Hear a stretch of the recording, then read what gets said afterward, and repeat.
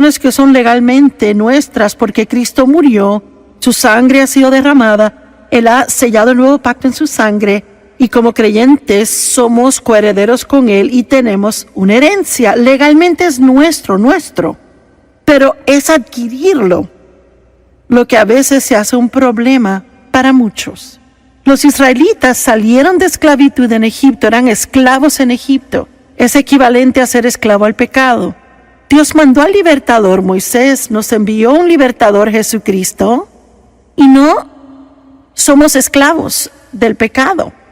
Ellos salieron de esclavitud a Faraón y caminaron a un lugar llamado la Tierra Prometida.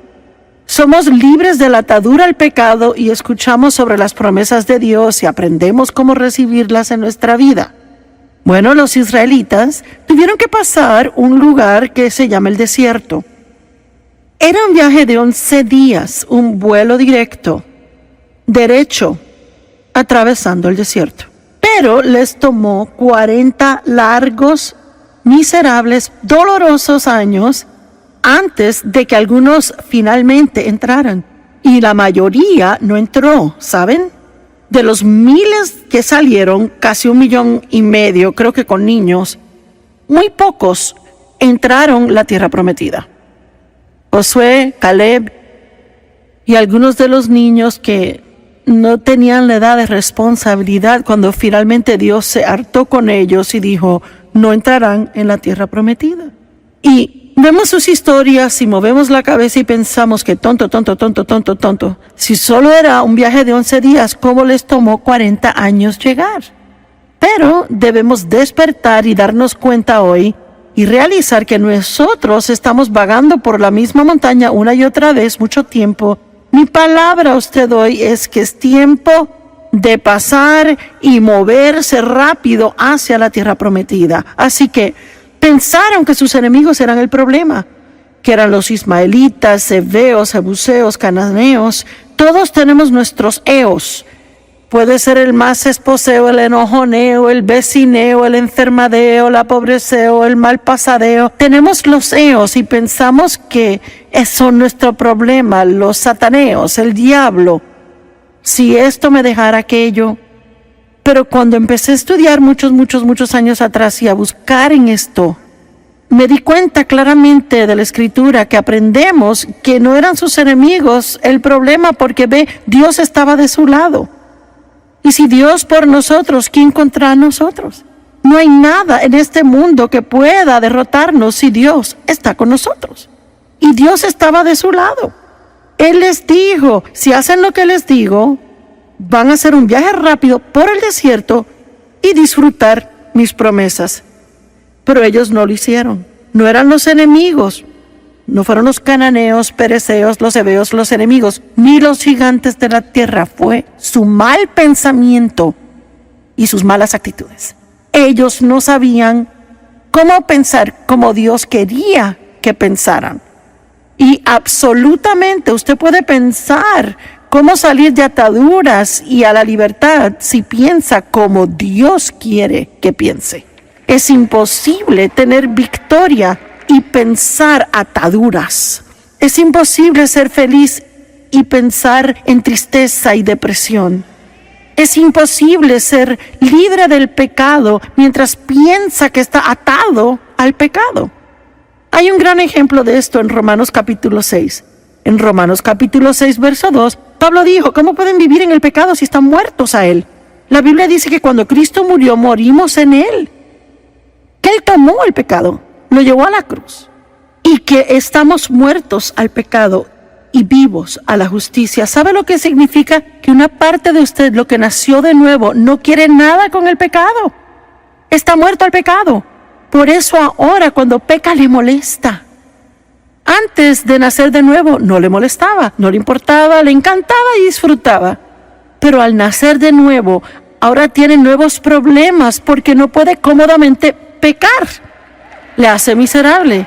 Y hay una parte de usted que no quiere pecar, pero aún lleva con usted la carne, una mente no renovada, salvaje, emociones sin control y una voluntad terca que Dios y el Espíritu Santo tienen que cambiar.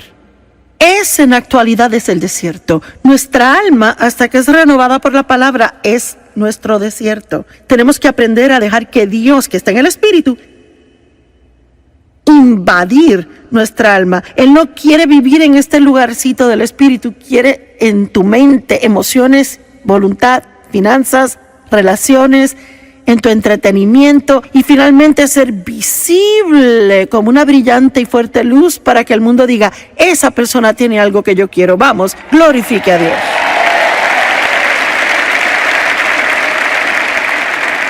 Y Romanos 6:2 dice, estamos muertos al pecado, pero Romanos 6:11 dice, ahora considérense muertos al pecado y vivos para la justicia. Amo eso porque dice considere, es un proceso de la mente. Y puede decir que Romanos 6:2 dice, está muerto al pecado, pero Romanos 6:11 dice, piense ahora que está muerto al pecado, crea que está muerto al pecado. Y decimos, estoy muerto al pecado, y cantamos coritos de ser libres en Cristo, pero nos da miedo el pecado. Decimos que somos adictos, somos esto y lo otro, no puedo vencer, es duro y no puedo vencer eso. Y quedamos atrapados en un desierto en esa área. Tenemos que pensar como Dios piensa y decir lo que Dios dice. Y eso va a ayudarnos a avanzar a través del desierto y comenzar a vivir en las promesas de Dios. Usted puede controlar su pensar con la ayuda de Dios, con mucha ayuda del Espíritu Santo, depender del Espíritu, puede controlar sus pensamientos, pero no hasta que aprenda en la actualidad a hacer un inventario de sus pensamientos. Yo le llamo pensar acerca de lo que está pensando. Donde la mente va, sigue el hombre. Si no le gusta su vida, vaya a casa, tenga una reunión consigo mismo y piense de qué ha estado pensando. En vez de culpar a los demás, tenga una reunión consigo mismo y pregúntese si es tiempo de que se deshaga de ese pensar súper mal. Amén. Fije su mente y manténgala fija en buenas cosas. Y sabe, una de las más populares, dos de las más populares escrituras creo que las usamos para enseñar acerca de la mente. 2 Corintios 10, 4 y 5, las armas de nuestra guerra no son carnales, sino poderosas a través de Dios para echar abajo fortalezas, derribando imaginaciones, razonamientos, teorías, llevando cada pensamiento cautivo a la obediencia a Cristo. Así que sabemos que hay una batalla en la mente, malos pensamientos, razonamientos, teorías, que no están de acuerdo con la palabra, y la Biblia nos da responsabilidad de localizarlos y echarlos abajo. Y realmente no es nuestra responsabilidad solos, porque cuando comienza a depender del Espíritu Santo y dice, Señor, ayúdame a que yo esté al tanto cuando pienso mal. Solo ore, Dios, hazme consciente cada vez que piense malos pensamientos. No me dejes estar ahí sentado pensando idioteces. Hazme saber cuando piense malos pensamientos. Y al comenzar a orar de esa manera, empezará a realizar, yo no necesito pensar así. No debería pensar eso. Eso no está en orden con la palabra. Y la forma en que las fortalezas en la mente se derriban es siendo diligentes estudiantes de la palabra de Dios, lo cual es parte de lo que hacen aquí hoy. Les aplaudo porque sacaron un viernes. Digo, viernes social. La semana de trabajo acabó y pudieron hacer muchas cosas. Pudieron haber estado gastando el cheque en algo que no iba a hacerles bien, o pudo haber estado en otro lugar donde no tenía que estar, o se pudo quedar en la casa, en el sofá, cansado. Pero está aquí, acá, miles de ustedes, hasta allá arriba en el edificio, estudiando la palabra de Dios y adorando. Les aplaudo. Pero también tengo que decirles, y no es para desanimarles, que esto no es suficiente para que caminen en victoria. Tiene que levantarse y estudiar en la mañana. También orar más, adorar más. Ir a la iglesia al otro día, quizás ir a una iglesia al otro, ir a otra semana a la iglesia, ver el programa los 5 días de la semana. Programe mensajes en su iPad, reciba un devocional en el celular, estudie la palabra. Pronto verá que pensará completamente diferente. Romanos capítulo 12, verso 2 dice, no os conforméis a este mundo, sino sed transformados, completamente cambiados por la entera renovación de la mente, a fin de probar para sí mismo cuál es la buena, perfecta y aceptable voluntad de Dios. Gracias, y yo les amo. Jeremías 4:14 dice: ¿por cuánto tiempo morarán pensamientos grandemente ofensivos en usted? Y amo eso. Jeremías 4:14: ¿por cuánto tiempo grandemente ofensivos pensamientos morarán en usted? Lo primero que localicé y que sentí, ese fue el problema de los israelitas, que contribuyó a que tardaran tanto en tener victoria, y la razón por la que muchos nunca tuvieron victoria. Y ahora saben, tristemente hay muchas personas que creen en Jesús y que irán al cielo, pero nunca disfrutarán victoria en la tierra. ¿Sabía eso? No tiene que tener victoria para ir al cielo, es salvo por la sangre de Cristo. Pero disfrutar la jornada, para eso hay que tener victoria. Y pienso que para ser testigos a otros, tienen que ver que Dios obra en su vida. Amén. Así que lo primero que noté es que hicieron algo donde no tenían positividad de visión del futuro. Hablaban siempre del pasado. Pensaban que su pasado dictaba su futuro. Y estoy aquí para decirles que no importa lo que haya sucedido en el pasado. No importa lo que suceda en su vida ahora. Eso no tiene poder para estorbarle en que tenga un asombroso e increíble futuro si aprende a ver todo en el Espíritu. La Biblia dice en Isaías 11 que Jesús no miraba ni decidía cosas por el oír del oído ni por la vista del ojo.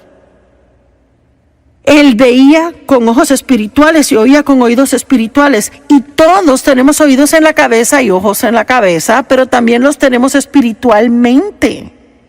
Con los naturales vemos lo que pasa alrededor, vemos lo que pasa en la vida, pero con los ojos espirituales vemos lo que no se puede ver con estos. Vemos con una actitud de fe y decimos: Dios dice que tengo un buen futuro y yo creo que puedo tener un buen futuro. Recientemente estaba en un Starbucks en el estado de Utah. Una mujer me reconoció y comenzó a hablar conmigo un poquito y dijo: le escribí a su ministerio, les conté mis problemas y así sucesivamente, y empezó a contarme sus problemas. Dijo: sí, le cuento que mira, en mi vida todos me han tirado bajo el autobús. Y claro, yo no le dije esto a ella porque no quería herirle, pero cuando salí pensé: bueno, señora, a mí también me tiraron, pero yo manejo el autobús. Amén. Bueno, y ella se detuvo al decir: me tiraron debajo del autobús. Y les cuento que ella estará sentada contándole a otros la misma triste historia de aquí a 1 año, 5 años, 10 años por igual, solo que su historia se hará más y más amarga y sonará peor y peor, porque ella no tenía esperanza de cambio en su vida.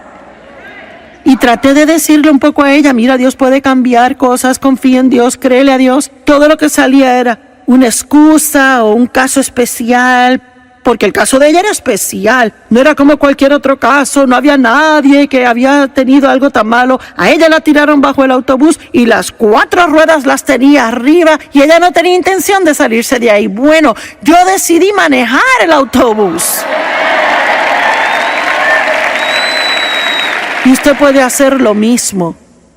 Pero déjeme decirle algo, esto no es algo que otro decide por usted. Esto es algo que usted decide hacer. Y me gustaría que viéramos el ejemplo de Génesis capítulo 13. Vemos un hombre, Abraham, quien perdió todo, y él terminó con más de lo que perdió. Y sabe que en la economía de Dios puede perder cada cosa que usted tenga. Y si aprende a mirar con el ojo de la fe, puede terminar con más de lo que perdió. Job perdió todo, terribles pruebas tuvo, y al final Dios le dio el doble de lo que él perdió. Abraham bendijo a su sobrino Lot al compartir lo que tenía con él. Y entonces ambos se hicieron tan prósperos que tuvieron tanto ganado, empleados que no se llevaban, los empleados no se llevaban. Y así que Abraham fue donde Lot, tomó la iniciativa, quería ser el pacificador y le dijo: te ruego que no haya contienda entre nosotros. Tú decides qué parte de la tierra quieres y yo tomaré lo que tú no tomes. Y yo pienso que es asombroso y humilde esa actitud. Porque yo hubiera dicho: yo voy a tomar primero lo que yo quiero y a ti lo que te sobre, porque tú no tendrías nada si no te lo hubiera dado. Pero Abraham obviamente era un hombre piadoso. Probablemente una de las razones por las que Dios pudo hacer un pacto con él y usarle como lo hizo. Y claro, si lee el capítulo 13, Lot escogió la mejor porción del valle del Jordán para sí. Y Abraham tuvo que tomar lo que sobró. Así que no estaba muy bien todo. Pero en el verso 14 dice: el Señor le dijo a Abraham, después que Lot le dejó: levanta tus ojos y mira desde el lugar donde estás, al norte y sur, este y oeste, a la tierra que tú ves, yo te la daré a ti y tu posteridad. Y en el verso 17 dice: levántate y atraviesa la tierra a lo largo y a lo ancho, porque yo te la daré a ti. Así que dice dos cosas aquí, ambas igualmente importantes. Primero, mira norte, sur, este y oeste, y todo lo que tú puedes ver, yo te lo daré. Ahora, él obviamente le decía que mirara con ojos naturales, pero creo que Dios quiere decirte a ti hoy: mira el futuro y que tú ves por fe para tu vida. ¿Puedes verte fuera de deuda? ¿Puedes verte siendo dueño de tu casa? ¿Puedes verte con un carro nuevo? ¿Puedes verte con un mejor trabajo? ¿Puedes verte siendo una bendición a muchas personas? ¿Puedes verte viviendo tu sueño? Lo que sea ese sueño, siempre que sea el sueño de Dios también, puedes vivir ese sueño. Puedes verlo. Si no lo puedes ver, nunca lo tendrás. Y él dijo entonces: y lo que tú veas, a ti te lo daré. Ahora tú ve y camina, tómalo. Eso significa que tienes que tener acción. Yo tuve un sueño de Dios de predicar el evangelio. Era algo que Dios hizo nacer en mi corazón la primera vez que oí una enseñanza en cassette en el 76. Y yo estaba tan asombrada que alguien podía tomar una escritura del libro de Marcos y predicar por 1 hora y retener la atención de la gente.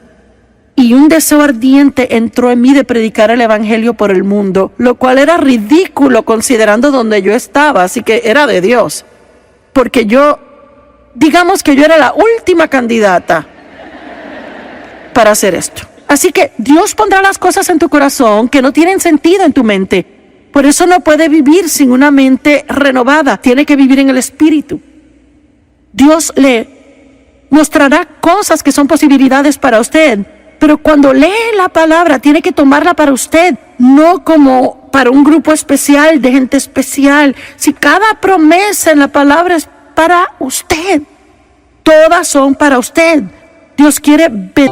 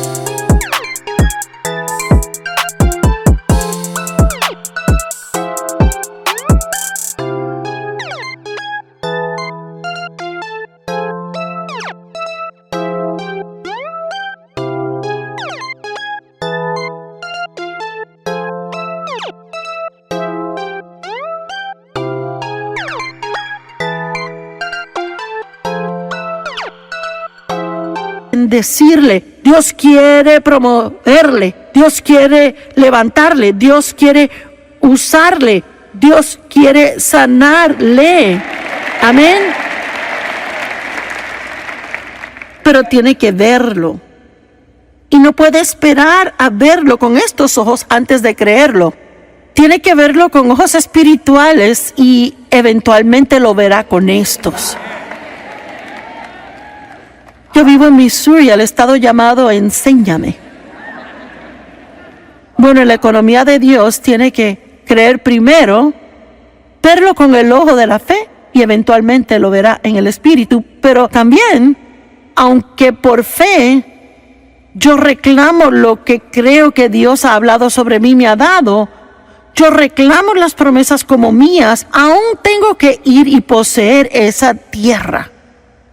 Ahora, la palabra poseer es interesante porque si la estudia significa desposeer a los presentes ocupantes y luego tomar la tierra. Así que habían enemigos en la tierra prometida y ellos no querían tratar con enemigos. Así que no querían entrar. Querían dar vueltas y vueltas esperando que Dios hiciera algo acerca de los enemigos antes de entrar. Y Dios les había dicho que entraran. Y hay algo interesante aquí. Actualmente, en 2 años, llegaron a la frontera de la tierra prometida. Y si les llevara a Deuteronomio capítulo 1, y vamos a ir ahí ahora, Deuteronomio capítulo 1 por un segundo. Deuteronomio capítulo 1, verso 20. Y yo les dije, han llegado a los montes de los amorreos que el Señor les da. Es Moisés hablando. He aquí el Señor vuestro Dios ha puesto la tierra delante de ustedes, suban y posean. Y el Señor, el Dios de vuestros padres, les dijo, no teman ni desmayen. Entonces se acercaron a mí y dijeron, enviemos hombres delante de nosotros que revisen la tierra para que traigan una palabra y reporte si debemos subir y a cuáles ciudades. Y esto me agradó y tomé 12 hombres y les envié. Esto es lo que llamamos los 2 espías que subieron a revisar la tierra. Y de seguro, verso 25, tomaron del fruto de la tierra en sus manos y lo bajaron y lo mostraron diciendo es una buena tierra que el Señor nos da. Ve al verso 26, pero ustedes no subían, sino que se rebelaron contra el mandamiento del Señor. Ahora, yo no tengo tiempo para revisar esto, pero después decidieron, ahora sí vamos a subir. Y Dios dijo, no traten de subir ahora, porque ahora no estoy con ustedes. Debieron subir cuando les dije. Así que entonces, en la frontera de la tierra prometida, cuando Dios les dice, ahora es el tiempo de subir y poseer, no querían entrar, se rebelaron contra el Señor y vagaron por otros 38 años en el desierto. Y muchos murieron allá afuera. Y quiero enseñarles una lección. Cuando Dios te dice es el tiempo de tratar con algo,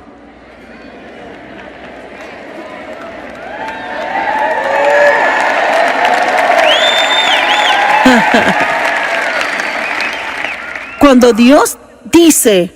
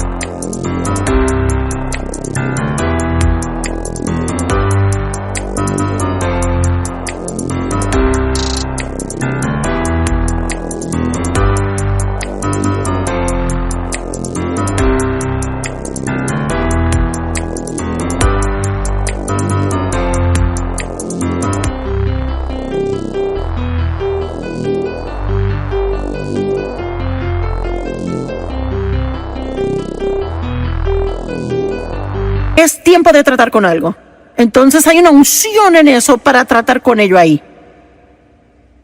Y no puede demorarlo a un tiempo conveniente. a un tiempo cuando piense que va a ser más fácil, a un tiempo cuando siente que está listo, porque entonces quizás decida, bueno, estoy cansada de no tratar con esto, ahora sí, y quizás encuentre que Dios no está ungiéndolo en ese tiempo. Tenemos que aprender que cuando Dios toca cosas en la vida de uno, tenemos que tomarlo en serio. Si usted sabe que Dios trata con su mala actitud, trate con eso. Si sabe que Dios está tratando acerca de la falta de perdón, trate con eso. No haga una excusa acerca de que es duro perdonar. Le voy a contar algo. Odiar es duro. Es